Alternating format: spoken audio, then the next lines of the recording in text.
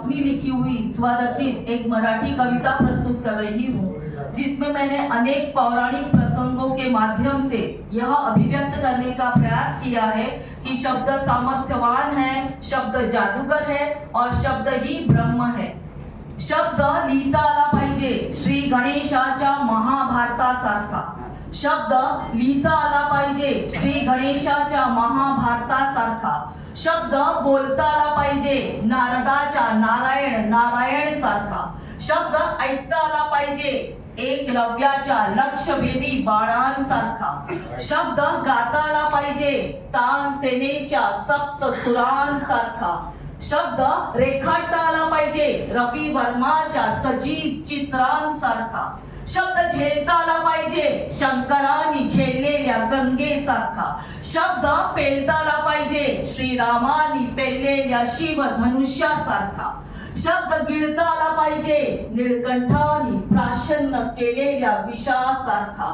शब्द पुसता आला पाहिजे हनुमानाच्या भक्तीसारखा। शब्द साकता आला पाहिजे शबरीच्या बोरांसारखा।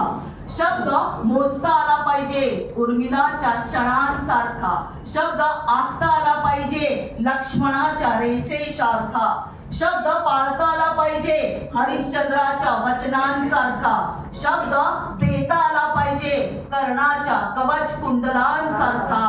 शब्द भेदता आला पाहिजे अभिमन्यूच्या चक्रव्यूहांसारखा।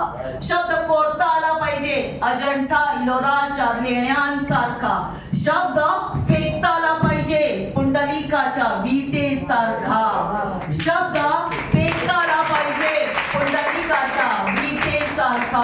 अहो शब्द पडकवता आला पाहिजे शिवबाच्या भव्य झेंड्यासारखा। शब्द बोलवता आला पाहिजे ज्ञानेश्वराच्या रेड्यासारखा। अहो शब्द उभा करता आला पाहिजे मनात गुढीसारखा।